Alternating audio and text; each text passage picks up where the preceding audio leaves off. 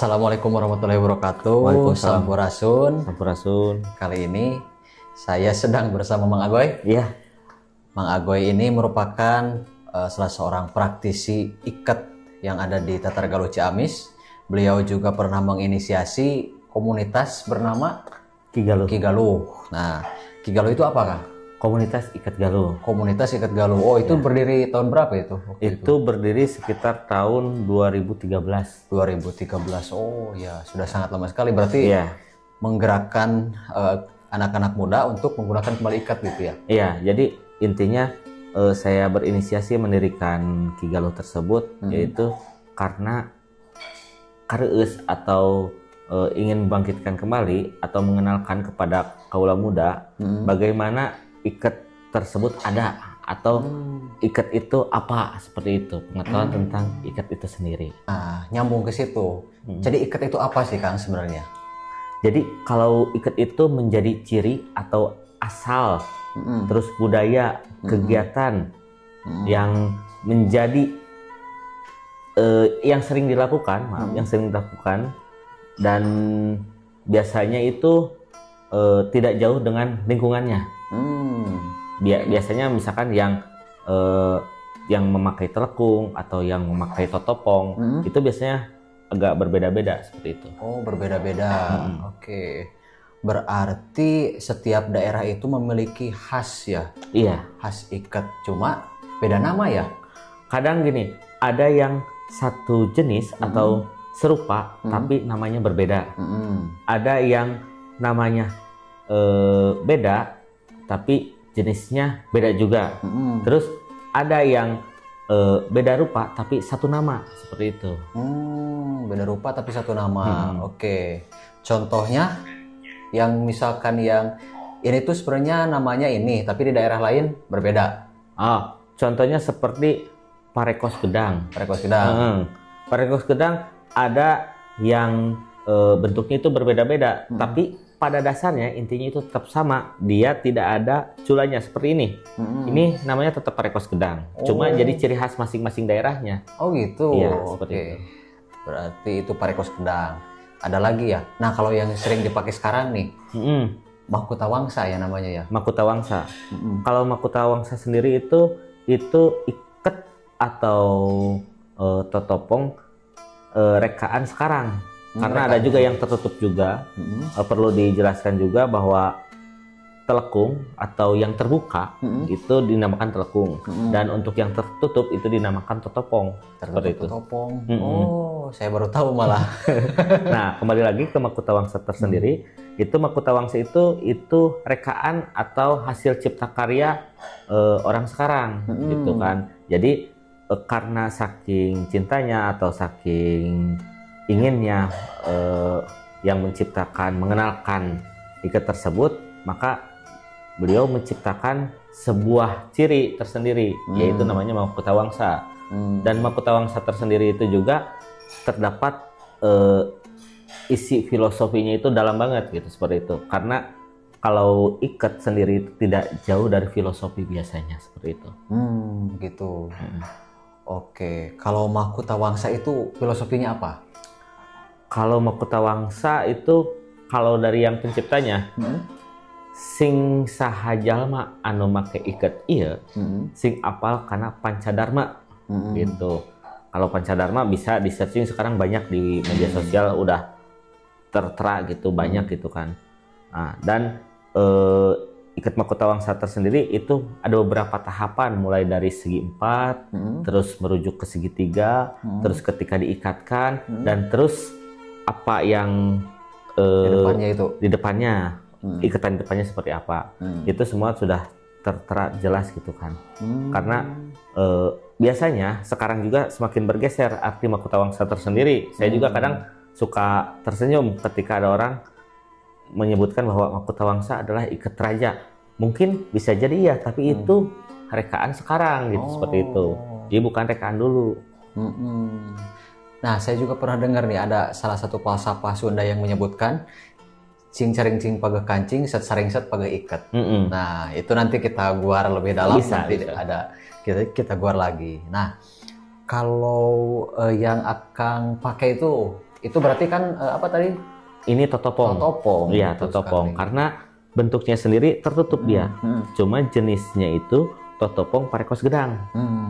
Karena dia tidak ada culanya atau tidak ada yang merujuk pada jenis ikat lain, seperti mungkin teman-teman yang lain sudah pada tahu seperti barang-bang semplak atau parekos nangkap, parekos gedang, parekos jengkol gitu kan, julang apap. Mungkin udah pada tahu, tapi nanti kita bisa juga jelaskan kembali supaya bisa mengulas kembali gitu, seperti itu. Tapi tahu nggak kenapa penamaan ikat itu parekos jengkol, parekos gedang itu kan sangat identik dengan alam ya? Iya. Kenapa tuh? Itu dasarnya dari mana itu? Itu tadi kebiasaan penggunaannya itu dan keadaan alam sekitarnya seperti itu. Jadi busana tersebut, busana kepala tersebut biasanya disesuaikan dengan kegiatan si pelakunya seperti itu. Misalkan dia sering ngambil apa gitu di hutan atau apa, itu dia bisa menjadi alat pengambil juga. Dan untuk terinspirasi lebih jauhnya itu saya juga kurang tahu karena belum menemukan data yang lebih valid gitu seperti itu. Cuma bisa jadi karena merujuk pada kegiatannya dan keadaan alamnya seperti itu. Jadi sangat dekat sekali dengan alam gitu ya. Seperti itu. Ternyata masyarakat Sunda itu sangat dekat dengan alam. Jadi bagaimana caranya kita untuk menjaga alam juga gitu kan, menjaga alam sekitar. Parekos gedang, parekos jengkol, terus parekos nangka, terus apa lagi? Julang apak. Julang apak. Ada lagi candra sumirat. Candra sumirat. Ya, banyak itu. Ada sekitar berapa itu? Kalau tidak salah ya, mungkin maaf kalau salah bisa dikoreksi atau bisa dikomen juga. Ya. Itu sekitar 33 itu jenis lama gitu kan. Oh, jenis lama. Iya, kalau tidak salah. Karena tiap tempat dan daerah pasti beda-beda dan namanya juga tadi udah disebutkan juga beda-beda. Dan untuk jenis barunya tak terhinggalah orang sekarang enaknya seperti ini gayanya, ya terus dipakai-pakai seperti itu. Oke, berarti dalam menggunakan salayar ataupun ikat itu tidak ada pakem ya? Tidak, karena lebih ke dia nyamannya seperti apa, terus pantasnya seperti apa. Cuma kadang banyak juga yang memasukkan filosofinya. Tapi kalau filosofi kan lebih ke masing-masingnya gitu, ke dirinya sendiri gitu.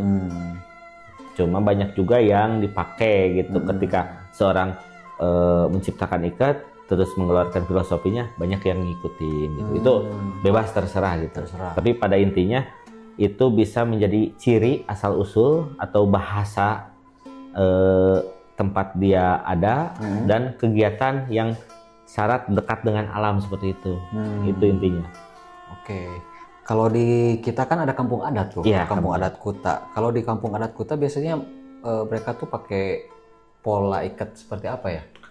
Kalau pernah saya ke sana itu ngobrol, biasanya kalau di sana itu ada yang namanya baralak semplak. Oh, baralak semplak malah. Iya, kalau di luaran itu sama dengan barang-bang semplak. Cuma beda nama tapi satu jenis. Seperti itu. Kayak gitu ya. Iya, seperti itu. Tidak ya istilah kumaha wewengkon. Iya. Kenapa dinamakan baralak semplak atau barang-bang semplak? Itu ibaratnya gini. Barang-bang atau dahan kelapa yang atau palem-paleman itu seperti mau jatuh tapi dia masih kuat. Nah, ibaratkan juga seperti itu barang-bang semplak itu. Makanya banyak para nonoman atau jawara-jawara yang mungkin sekarang banyak mengadopsi ketika dia memakai ikat barang-bang semplak, maka dia itu seorang jawara kayak gitu kalau persepsinya. Tapi balik lagi tadi, dia nyamannya seperti apa? Oke. Berarti yang pertama itu menggunakan ikat itu harus nyaman. Yang kedua itu bisa jadi style juga untuk ya, agar anak-anak muda tuh punya khas lah bahwa kita itu dari Sunda gitu ya, dari masyarakat Sunda.